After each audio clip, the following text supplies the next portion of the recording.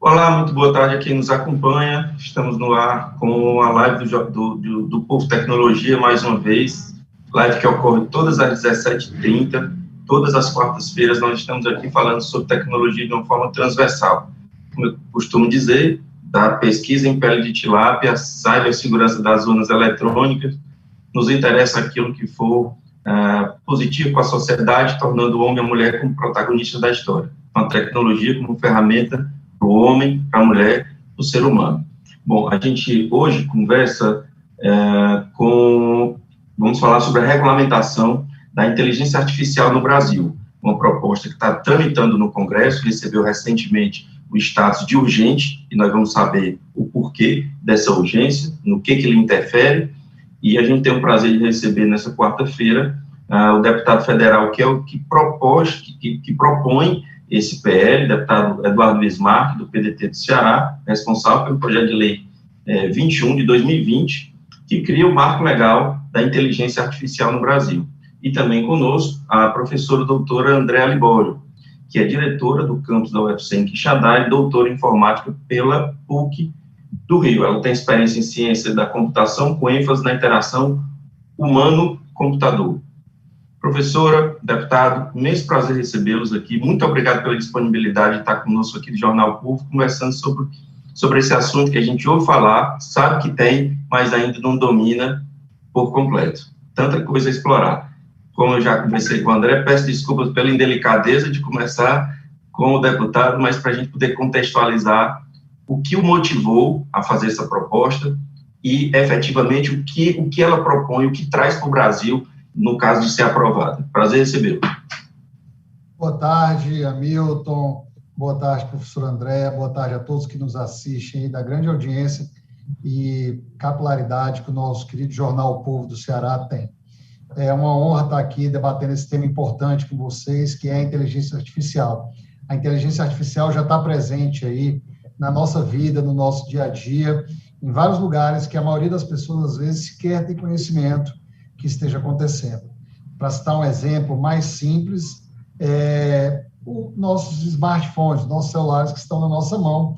Muita gente trata ali com assistente virtual, a Siri no iOS, tem também nos outros aparelhos, também as assistentes virtuais de bancos, companhias aéreas, companhias de ônibus. Então aí, quando você pega um empréstimo no banco ali automatizado, então é um tema que precisa ser regulamentado justamente porque ele já faz parte do nosso dia a dia, e é isso que nós estamos tentando agora aqui no Congresso Nacional, uma proposta que foi apresentada, de minha autoria, apresentada no início do ano passado, portanto, no início de 2020, mas que ela já vinha sendo gestada desde 2019 e debatida com especialistas e também estudada com base em legislação de outros países. Uhum. O que o motivou a proposta, deputado? Primeiramente, a gente foi procurado, através do nosso mandato, da nossa situação, por alguns grupos, mas ligados à tecnologia. Mas, muito especialmente, nós também recebemos aqui a relatoria do projeto que adiaria a LGPD, que é a Lei Geral de Proteção de Dados. E, a partir disso, nossa relação, nosso mandato com, vamos dizer, os players de tecnologia... Tem aderência, né? Constituídos, começou a ficar muito grande, a gente começou a debater, e vimos a necessidade, a partir de estudos, da gente construir um texto e que fosse, vamos dizer assim, proposto realmente para o Congresso poder debater. Quando a gente propõe um projeto de lei, a nossa intenção é justamente que ele seja, que ele vá com o máximo de informações possível, mas que ele seja aperfeiçoado pela pluralidade do nosso Congresso, que é o momento que nós estamos agora. O texto, e qual é a importância disso, para mim? Nós temos aí a lei, um marco legal da internet. Nós temos a LGPD, que é a Lei Geral de Proteção de Dados. Todos dois demoraram muito no debate as leis demoraram muito para ser gestadas, foram muito debate, o que é muito positivo. Mas qual foi o problema? O Brasil acabou tendo essa regulamentação muito mais atrasado que o restante do mundo. Inteligência artificial é uma tecnologia nova que está em franco crescimento e cresceu muito na pandemia, e ela precisa de terreno fértil para poder crescer. Quando eu falo terreno fértil, terreno jurídico. Segurança jurídica, né? Segurança jurídica, para poder ela se desenvolver. E aí, o projeto que a gente propõe, ele é muito pensado em não criar amarras para quem quer desenvolver a tecnologia no Brasil. Portanto, a gente tem assim observado que algumas pessoas têm feito sugestões ligadas ao setor, vamos mexer nisso, naquilo outro, mas que criariam, vamos dizer, amarras mesmo, obstáculos para desenvolvimento. Porque quanto mais você regulamenta, mais você burocratiza o processo e mais você acaba criando empecilhos para o desenvolvimento. Qual foi o nosso objetivo? Olha, vamos estabelecer aqui princípios, fundamentos, direitos e deveres que norteiem o desenvolvimento da inteligência artificial. Portanto, a gente tem lá dizeres basilares, ou seja, os pilares do desenvolvimento da inteligência artificial. A gente não quer impedir. A gente sabe que a inteligência artificial é uma coisa absolutamente disruptiva e muito está aí ainda por vir. A gente vai conhecer muito. E a legislação, como já dizia lá atrás no Código de Napoleão, ela é para ser aperfeiçoada, para isso que existe um Congresso permanente, para isso que nós estamos aqui. Então, por que não nós sairmos na frente do mundo, não exatamente na frente, porque já temos países como Estados Unidos, Reino Unido e alguns países do Tigres Asiáticos que já possuem legislação, mas nós sairíamos não tão atrasados como saímos na LGPD e nem no marco legal da internet, mas já ter, vamos dizer, a primeira regulamentação que norteará o crescimento da inteligência artificial. Olha, para desenvolver tem que ser aqui dessa forma. E aí você dá segurança jurídica para que quem quer empreender, para quem quer estudar e desenvolver, como as universidades, para elas criarem patentes, e também para as próprias empresas, grandes empresas que já são constituídas, e aí eu menciono as grandes popularmente conhecidas, como Google e Facebook, para elas terem segurança de continuar desenvolvendo inteligência artificial aqui, com segurança jurídica, e poderem começar a utilizar mão de obra, usando um termo antiquado, mas a nossa mão de obra, nosso conhecimento tecnológico do nosso cearense, do nosso brasileiro, para poder ajudar a desenvolver a tecnologia, a inteligência. Esse texto também está alinhado, de certa forma, com o compliance de muitas dessas empresas internacionais e que já são players do mercado. Então, a gente acredita que isso vai ajudar a desenvolver se o Brasil sair na frente. E aí, eventuais mudanças que a gente precise fazer, ou propor novas medidas, elas vão ser complementares a essa legislação que agora nós vamos discutir.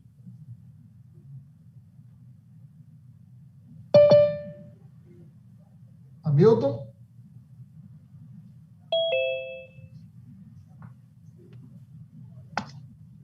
Oi, Hamilton. Gente, mil perdões, mas caiu aqui e eu demorei bastante a reconectar. Peço desculpas a quem nos acompanha, mas enquanto o 5G não chegar, vai ser isso mesmo, viu? Bom, deputado, obviamente terminou a sua fala, né? E eu queria ver com a professora Andréa, se ela, por favor, poderia nos dar um painel da utilização da inteligência artificial no Brasil. E eu explico um pouco a minha pergunta. A gente sabe que, por conta das nossas questões estruturais, cibersegurança é um avanço absoluto do Brasil em relação ao mundo. Em relação à inteligência artificial, qual é o nosso nível de maturidade? E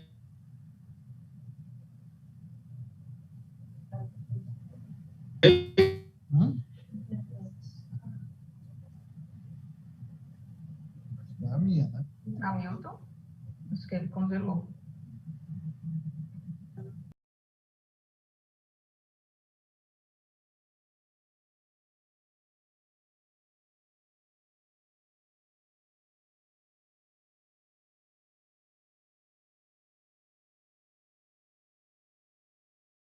Acho que ele pediu para falar um pouco como é que está o uso da inteligência artificial no Brasil, né?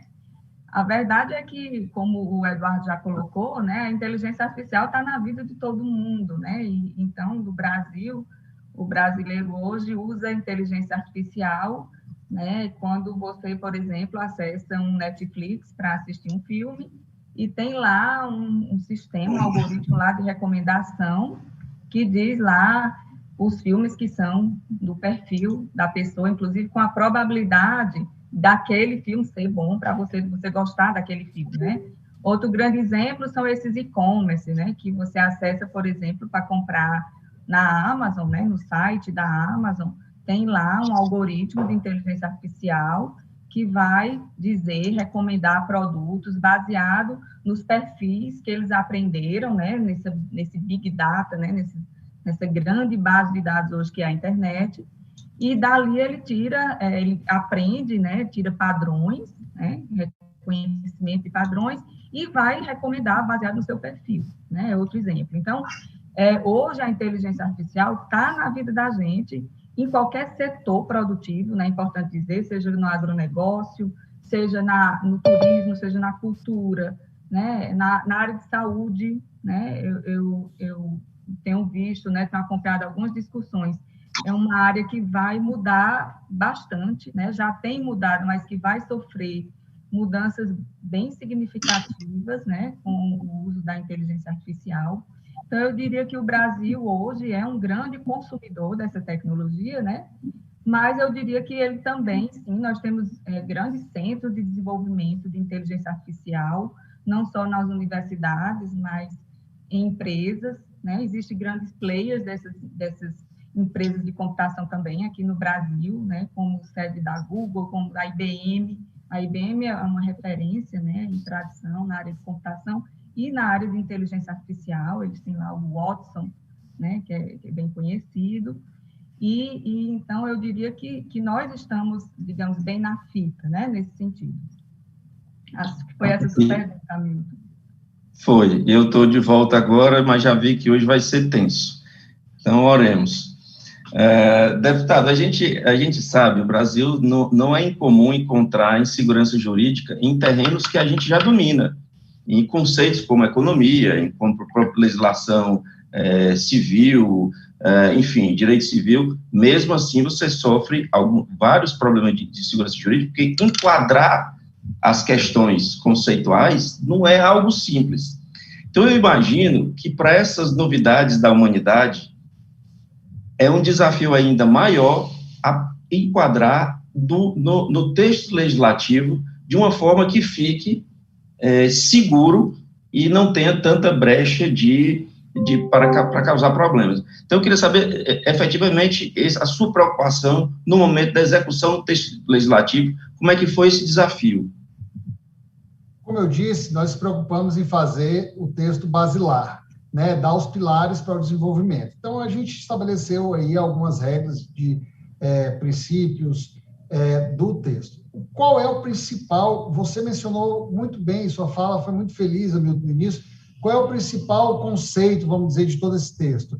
É você centralizar no ser humano a proteção justamente do desenvolvimento da tecnologia. Por quê? Porque a tecnologia foi criada por nós e está a nosso serviço, não ao contrário.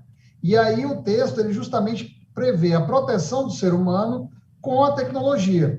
Que ela seja utilizada, mas mais do que a proteção, para que ela seja utilizada em nosso favor, para a nossa comodidade, para aperfeiçoamento do nosso dia a dia, para aperfeiçoamento do processo educacional. Então, a centralidade do nosso texto todo é no ser humano, garantindo ao ser humano uma melhor utilização na inteligência artificial.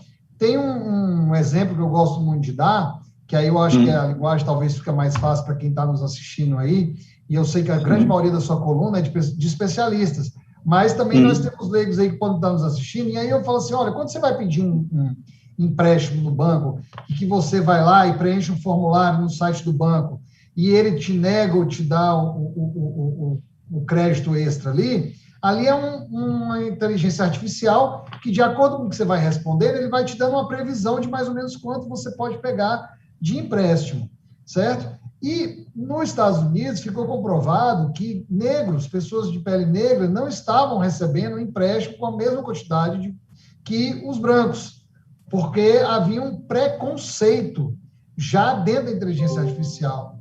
E a gente coloca no nosso texto que não pode haver nenhum tipo de discriminação em função da pele, em função de nenhum outro tipo de religião, sexo, enfim, para que a inteligência artificial seja utilizada em favor das pessoas de forma geral, ou seja, não haja discriminação. Esse é um exemplo que eu gosto muito de dar, professora, porque acho que ajuda a quem é leigo entender a importância da inteligência artificial. Se a gente deixar... E a inteligência artificial é justamente o aprendizado da máquina, a senhora sabe muito melhor do que eu, que justamente se a máquina aprende a fazer de um determinado jeito e a gente deixa que a máquina faça o trabalho do ser humano, nunca quem ela aprendeu a discriminar terá a mesma oportunidade.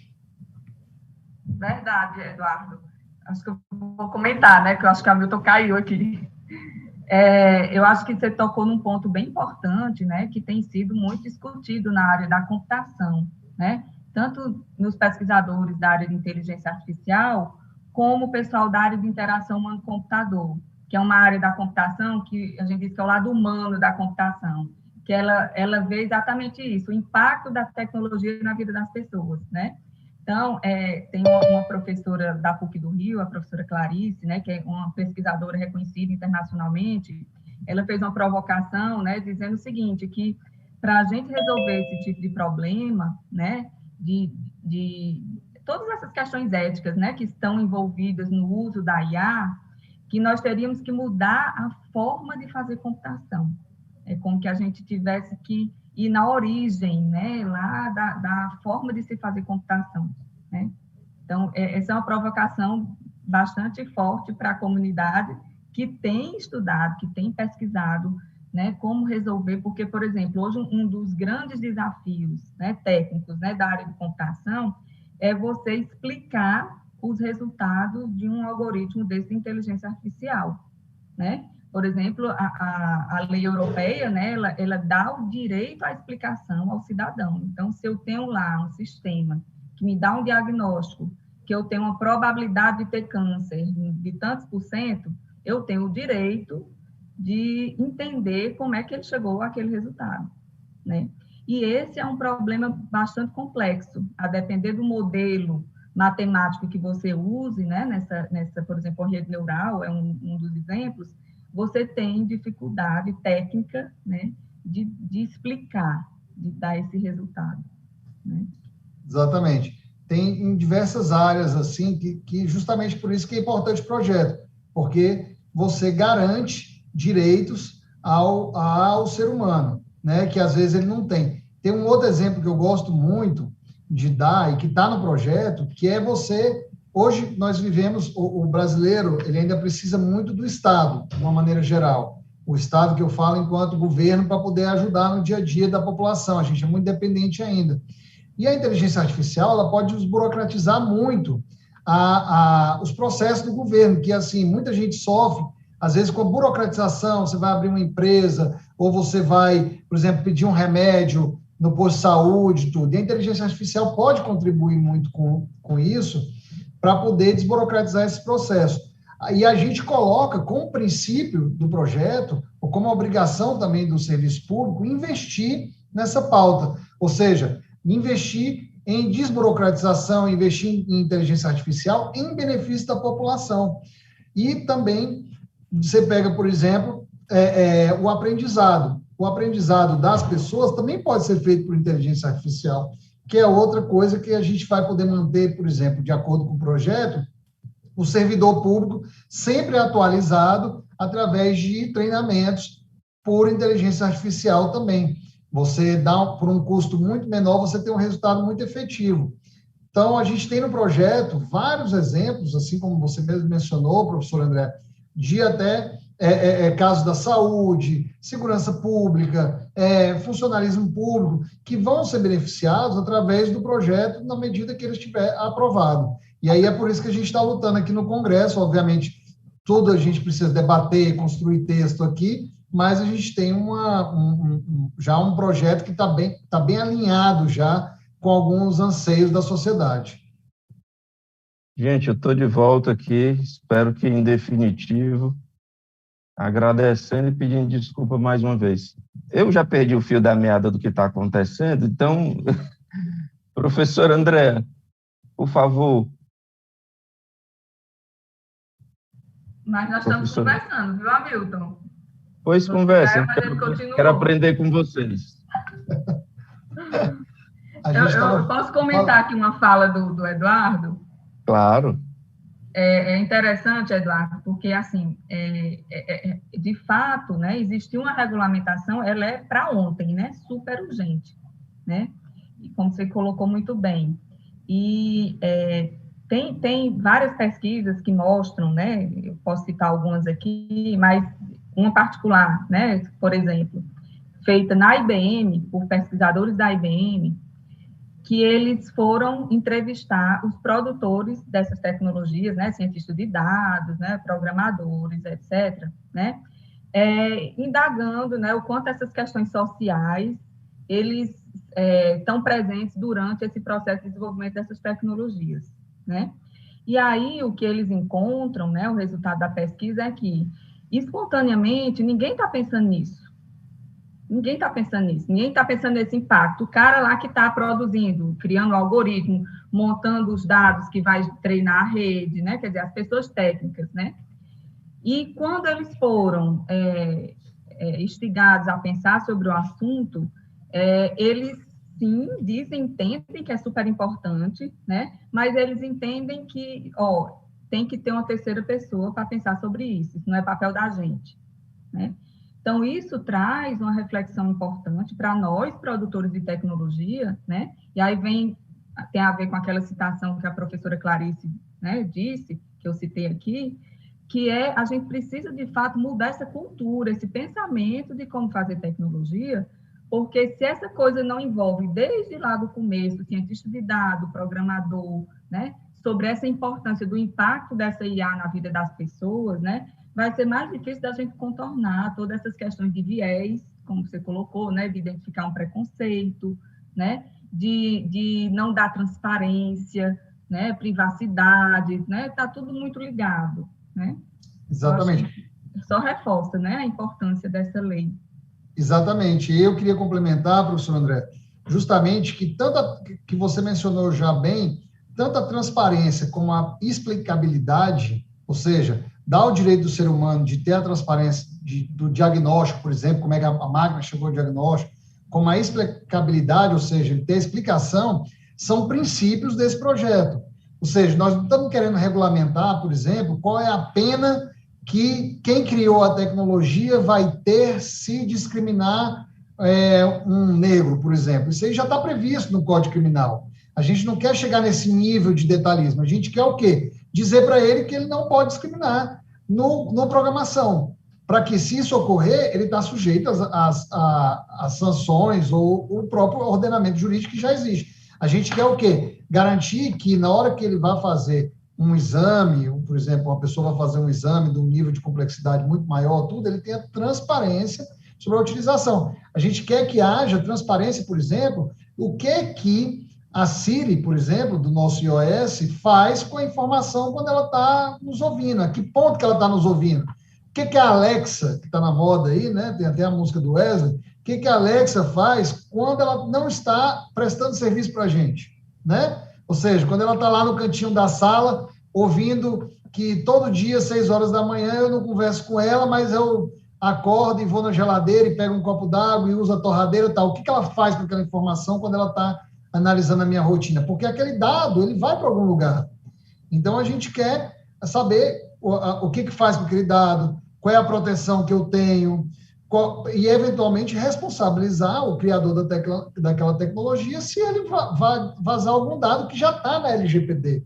Então, assim, a gente já tem uma legislação complementar que permite hoje a gente fazer com muita agilidade um marco legal da inteligência artificial somente com esses princípios, entendeu? Como eu digo, com os pilares iniciais da construção da inteligência artificial, do regulamento da inteligência artificial no Brasil.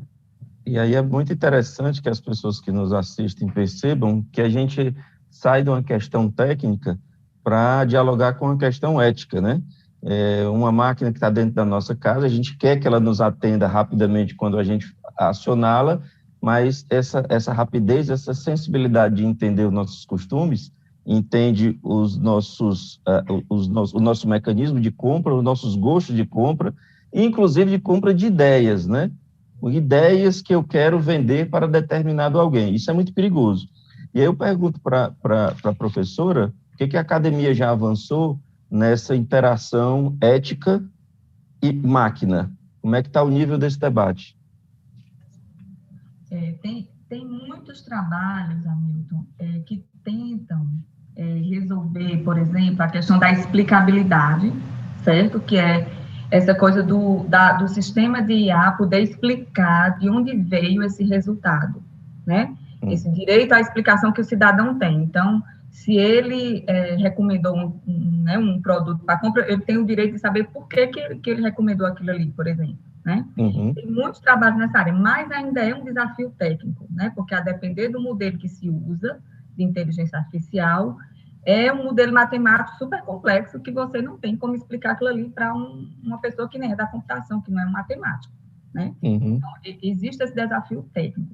Agora, existe também, né, o desafio cultural, né, que é uma mudança de processo, né? Como é que nós, produtores de tecnologias, vamos passar a considerar todas essas questões éticas, né, dentro de um processo de desenvolvimento de uma tecnologia de IA, né?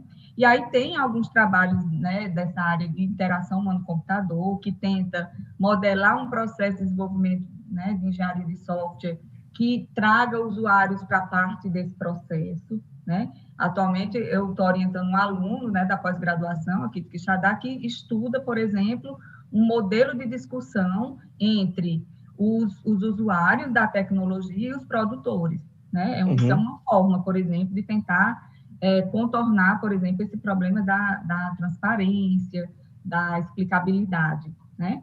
Então, então, existem muitas pesquisas, né, que tentam entender os dados, né? É outro ramo de pesquisa que é entender essa modelagem dos dados, porque, assim, a inteligência artificial, basicamente, é um volume grande de dados, né? Você tem lá os famosos big data, né? Aqueles, né? Inclusive, vocês falando agora, né? A verdade é que a gente gera dados o tempo todo, né? São parênteses aqui que a gente está gerando dados o tempo todo, né? Então, hoje está muito fácil de você ter esses big data, né? Que são explorados por esses algoritmos e que tira padrões, né? Por isso que chama você treinar uma rede, você está aprendendo, né? Padrões baseados naquele volume gigante de dados, né?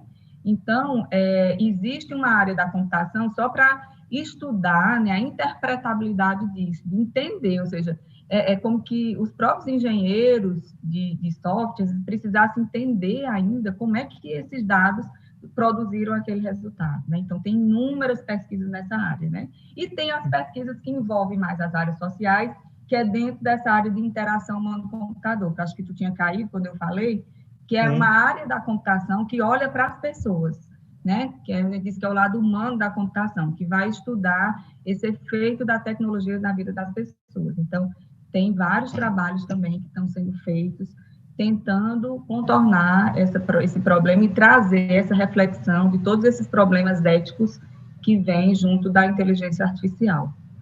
Tá. Bom, são 18 horas, a gente tem aqui muitas participações. Meu querido amigo Sérgio Araújo, Nittenberg Carvalho, Rosa Maria Góes Sampaio, Rejane Muniz, Luiz Hatz, Pedro Santos, que diz que é uma boa e profícua discussão. Obrigado, Pedro. Bom, antes da gente ler aqui algumas perguntas, quero lembrar quem nos acompanha que essa é a live do Povo Tecnologia, que vai ficar salva nas redes do Jornal o Povo, e toda quarta, sempre às 17h30, a gente está aqui com alguma discussão envolvendo tecnologia.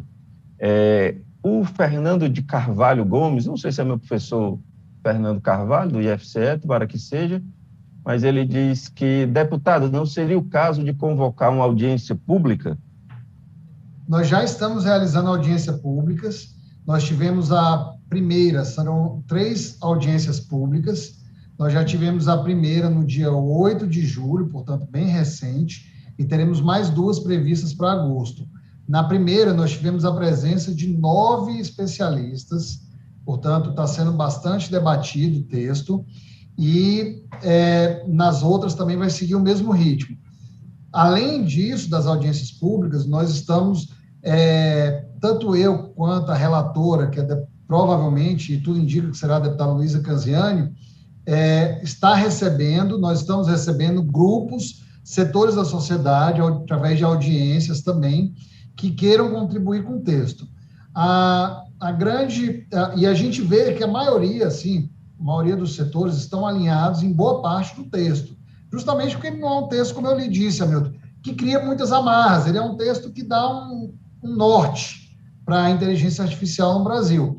A gente está buscando as sugestões que nós temos, muitas delas são justamente para poder a gente burocratizar o desenvolvimento da tecnologia. Muitas vezes, cada um quer dar ali uma contribuição, mas também tem contribuições positivas, e é importante a gente ouvir. Então, acho que é Fernando Carvalho que lhe perguntou, a gente quer dizer que o nosso gabinete está à disposição para receber as sugestões dele, que ele acompanhe as audiências públicas que nós estamos fazendo, e que essa urgência que nós colocamos, ela é apenas pelo seguinte, até para poder deixar isso claro para a sociedade, porque eu acho que houve um erro de interpretação de algumas pessoas que mencionaram, mas vai ser votado amanhã. Não. O que é isso? A urgência hoje, ela é um instrumento para poder a gente levar o projeto para o plenário, porque hoje esse projeto está designado para 4 comissões, certo? E estava na primeira, nós apresentamos esse projeto em março. Se a gente deixar seguir o rito normal das comissões, ele fatalmente iria ficar aqui na Câmara até o final do ano que vem, entendeu? Porque é natural do processo legislativo, da criação de leis, que seja mastigado, debatido, que enfrente resistência, tudo isso para poder a gente construir uma lei, ou seja, não vamos botar uma lei no nosso ordenamento jurídico, a gente vai mudar a vida das pessoas. Para a gente construir uma lei, a gente precisa debater bastante. Mas, no caso desse projeto, a gente precisa botar ele um pouco mais na velocidade da própria tecnologia, né? Porque, senão, à medida que os anos avançam, todo dia vai surgir uma sugestão nova para a gente colocar no texto principal. A propósito, o que o senhor percebe aí dos seus pares? É engajamento? É um assunto que dá medo e as pessoas se afastam? O que o senhor percebe? Qual a sua percepção? Eu vejo todo mundo com bastante interesse. Toda vez que a gente menciona inteligência artificial, parece que os deputados olham assim, opa, peraí, o que vocês estão falando? Todo mundo tem interesse, acha que é uma modernização, há uma expectativa muito positiva, tanto é que o meu projeto é um projeto de vanguarda, existem outros 3 ou 4, se eu não me engano, tramitando no Congresso, um deles, inclusive, no Senado, e nós estamos tentando mandar o nosso para o Senado, antes que o do Senado venha para cá. Por quê? Porque aí ele será apenso lá, nós vivemos um sistema bicameral aqui no nosso Congresso, portanto, te aprovar ele primeiro na Câmara dos Deputados, para depois o Senado debater também. Não vão faltar oportunidades para os especialistas, para a sociedade, para as empresas, as associações, os institutos, as universidades falarem nesse caminho, entendeu? E a gente mandar esse projeto para o Senado, para que o projeto seja debatido e repisado no Senado, para depois ir à sanção. Se eu não aprovo esse projeto até o final desse ano, até o final do ano que vem aqui no Congresso, na virada da legislatura, ele fatalmente seria arquivado, por conta do nosso regimento. Por isso eu lancei mão do instrumento, juntamente com outros deputados, ou seja, já mostra que tem um apoio na casa, da gente colocar a urgência para que ele já seja debatido no plenário. Como nós estamos em sistemas híbridos, ou seja, pessoas presentes aqui, os deputados presentes aqui são a minoria, a grande maioria está no sistema remoto, a gente tem uma certa dificuldade, uma lentidão na aprovação dos projetos, também até nas comissões. Essas sessões são abertas, transmitidas todas? Todas transmitidas pelo site da Câmara, pelo YouTube, pelo Twitter da Câmara, ao vivo. E, Fernando, os dados durante muito tempo eu fiz o Anuário do Ceará, todos esses dados são públicos, de telefone dos gabinetes, e-mail e etc. É muito fácil chegar a isso e mandar mensagens, viu? Isso responde também ao questionamento do Nittenberg Carvalho, que diz que é muito complicado pensar em uma regulamentação sem discussão por parte da comunidade. Pelo que eu entendi da fala do deputado Nittenberg, está começando esse debate, tem debate em muitas comissões, plenário, dois plenários, então não participa se não quiser, tem muito chão aí. E eu acho que uma pergunta, um questionamento do professor Sérgio Araújo, que é sempre muito aprofundado as suas questões em relação à educação, que eu acho que cabe bem aqui o comentário da professora Andréa, que é o seguinte, Andréa, viu? Professor Sérgio Araújo, sendo a inteligência artificial algo que repercute na vida de todos, há necessidade de se fazer campanha informando a população sobre onde o IA está presente?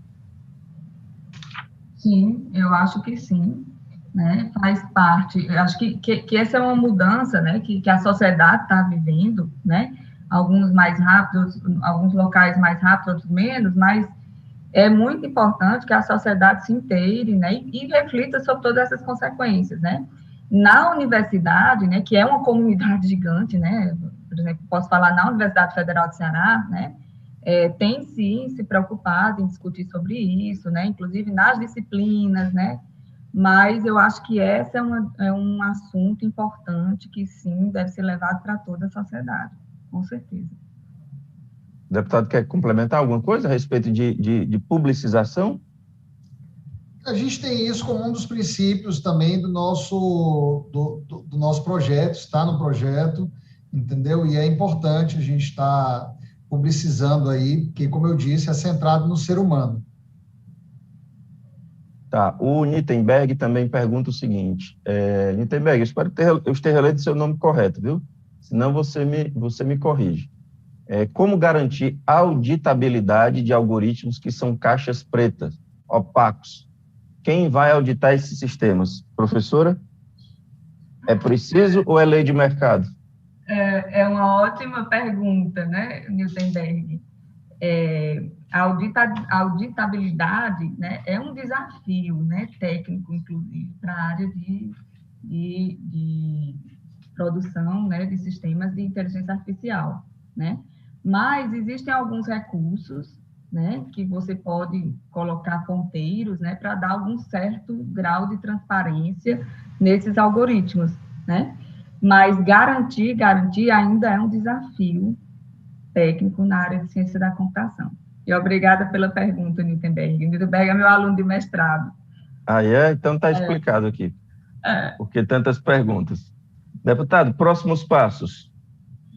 A gente fazer essas audiências públicas aqui na Câmara, né, as duas que estão previstas para agosto, e a relatora, a deputada Luísa Canziani, do Paraná, apresentar um relatório. O que é o relatório?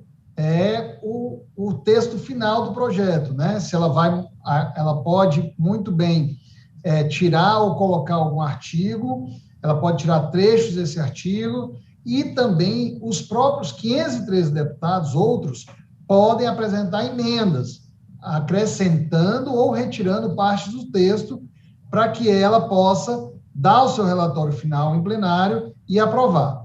Minha expectativa é que a gente consiga aprovar isso aí esse segundo semestre. Se a gente não conseguir ali em final de agosto, início de setembro, que a gente, por conta da pauta, que pode ficar muito congestionada aí com reforma política, tudo, que a gente consiga, logo após aí, até final de setembro, a gente consiga aprovar para que o texto vá ao Senado e o Senado tenha aí mais um segundo round para poder ler o texto, trabalhar ele no ano que vem, aprovar e mandar a sanção do presidente da República, que é uma terceira etapa que também pode o presidente, não concordando com trechos do texto, vetar o texto em partes, que são devolvidos aqui para o Congresso para a gente ver se a gente mantém o veto ou não.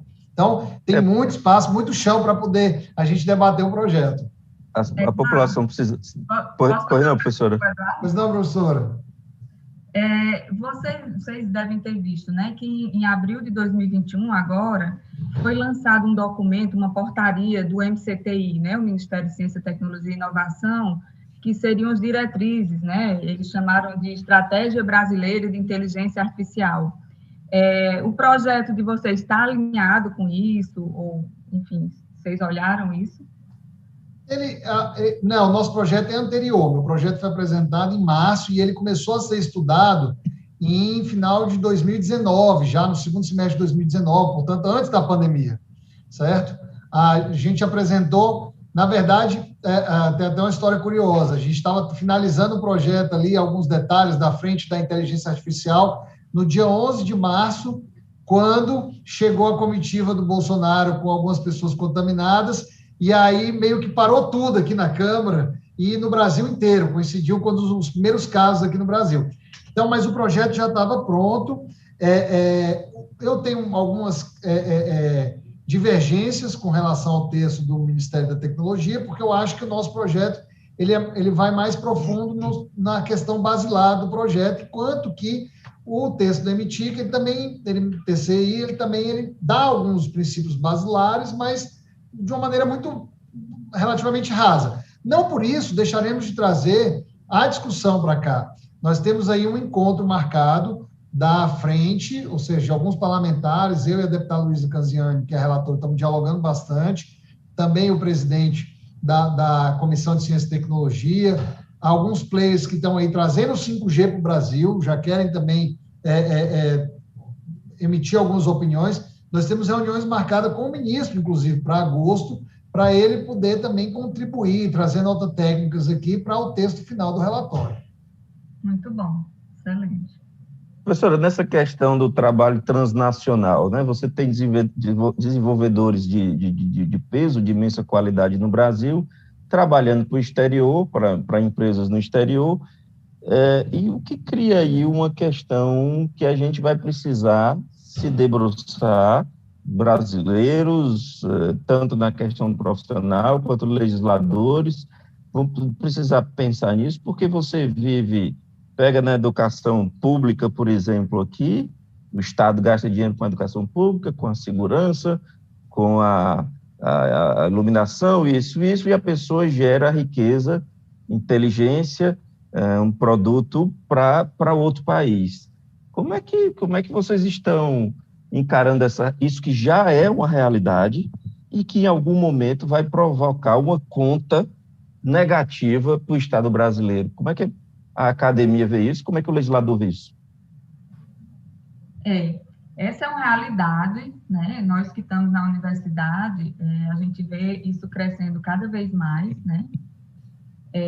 Mas eu diria que tem alguns modelos, né? Então, existe o caso do profissional que se forma, por exemplo, e desenvolve software, e aí hoje está tudo remoto, então ele fica aqui no Brasil, né? Ele recebe o salário dele, às vezes, por um PayPal, né? Mas ele fica no Brasil, ele gasta no Brasil, né? Então, ele não está, de certa forma, ele está até recebendo um salário que seria pago para alguém no exterior, mas ele estando aqui, né? Uhum. Como existe o caso também, né, do que você citou, né, na empresa do RevConnect, que é uma empresa em Quixadá, que desenvolve software para o Vale do Silício, né? Eu tinha esquecido o nome, RevConnect, exatamente. Então, eles estão em Quixadá, a sede é em Quixadá, né, desenvolvendo softwares para os Estados Unidos, né? Hoje, aqui em Quixadá também, tem uma empresa também canadense, né, que está aqui porque capta, né, a maioria dos nossos alunos egressos, né, hoje eles são um grande captador, né, dos nossos recursos humanos formados aqui no campus, e que eles também estão sediados, né, aqui.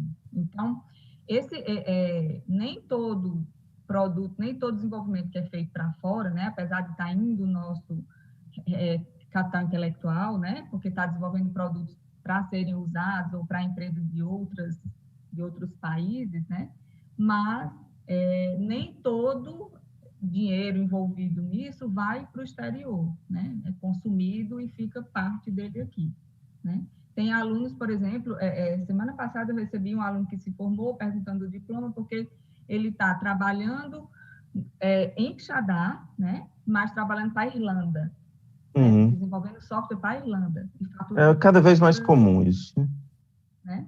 Então, hoje, realmente, o mercado da computação é isso. Você pode estar no sertão desenvolvendo, né? Se você tiver conectividade e mentes, né, você pode desenvolver, o teu cliente é o mundo, né? Por esse lado é muito bom, economicamente falando, né? O deputado vê algum problema nesse tipo de abordagem, nessa nova forma de globalização da força de trabalho, deputado? Olha, na verdade, eu fico muito admirado com isso aí. Eu acho que é um novo modelo que realmente encanta a gente ver que pessoas que talvez não tivessem tantas oportunidades se fosse para o mercado de trabalho convencional, elas acabam achando no seu próprio conhecimento novas oportunidades.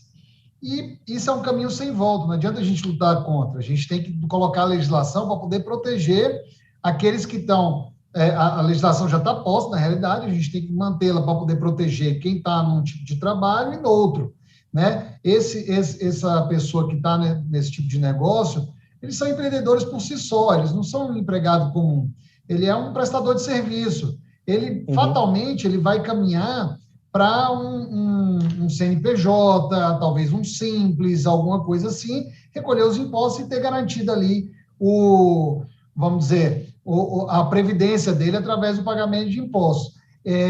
Que dependendo da faixa dele, né, também de recebimento, ele acaba caminhando para isso em algum momento que ele não pode passar o resto da vida dele tendo ali um recebimento muito provavelmente em dólar, alguns deles. Eu tenho conhecimento de gente perto da minha região lá no Vale do Jaguaribe, pessoas que ganham 2, 3 mil dólares mês, a depender da produtividade, justamente prestando serviço para a empresa no exterior.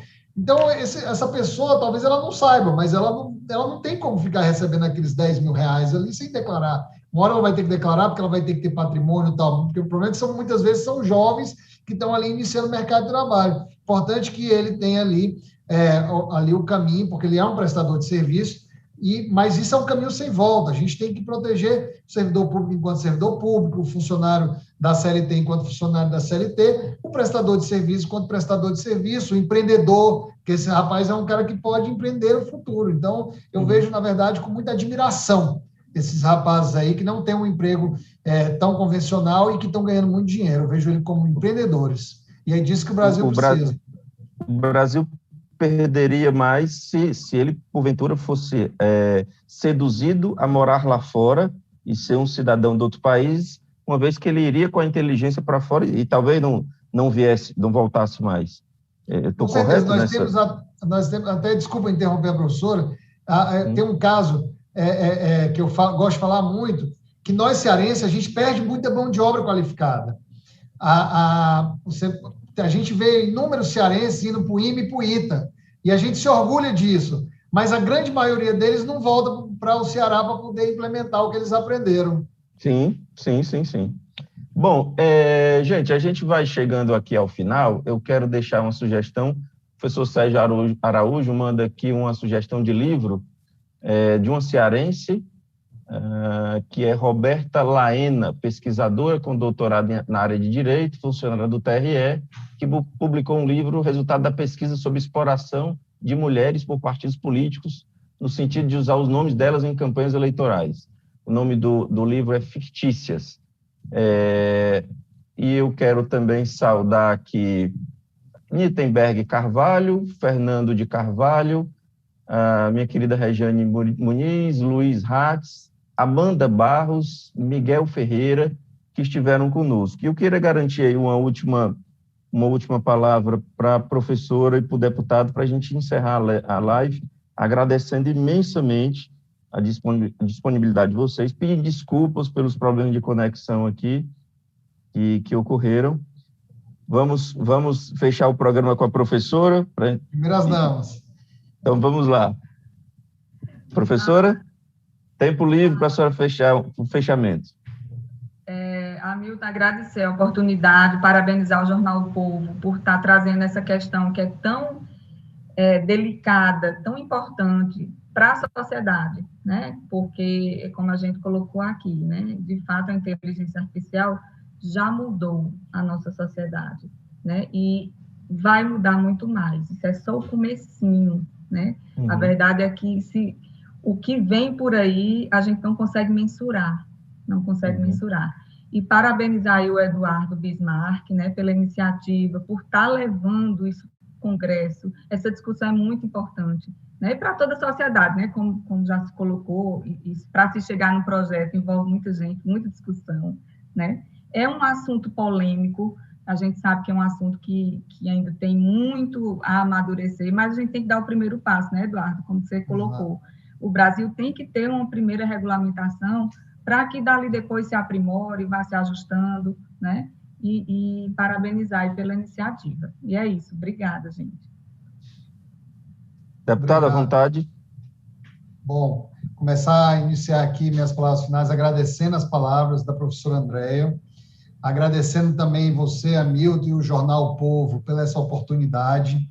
A função do homem público uma das obrigações nossas, é sempre estar disponível para poder dar esclarecimentos para a sociedade e também ouvir a sociedade.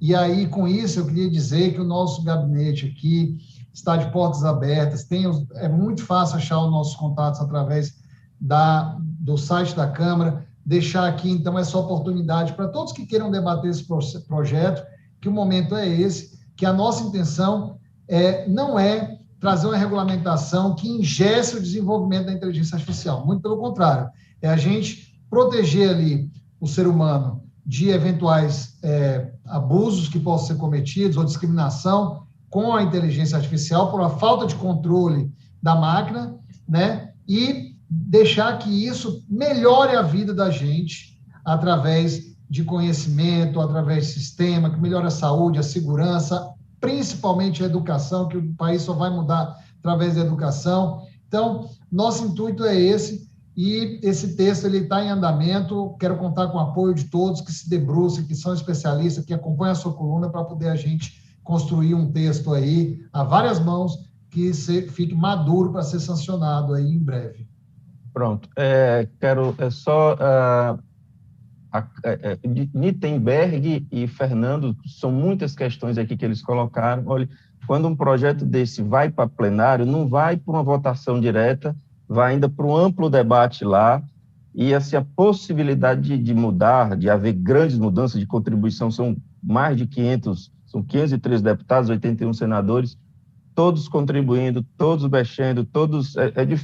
É raríssimo um projeto não ser muito modificado quando chega nas casas legislativas. Então, tem muita discussão para ocorrer, muita água para passar debaixo da ponte, até esse projeto ir maturar. E, dadas as questões tecnológicas, essa maturidade vai sempre ser mexida, sempre. A humanidade vai ter que estar sempre debatendo esse assunto. Então, imensamente agradecido. Deputado, por favor, nos deixe informados sobre os passos, o que for ocorrendo com o projeto, tá bom? Professor André, muito obrigado. Obrigado a todos que nos acompanham. E quarta-feira que vem, 17h30, a gente está aqui de volta com um link melhor, prometo, para a gente, para a nova live do Povo Tecnologia. Grande abraço a todos, muito obrigado pela participação. Até lá. Um abraço, obrigado. Tchau. Abraço. Tchau, tchau.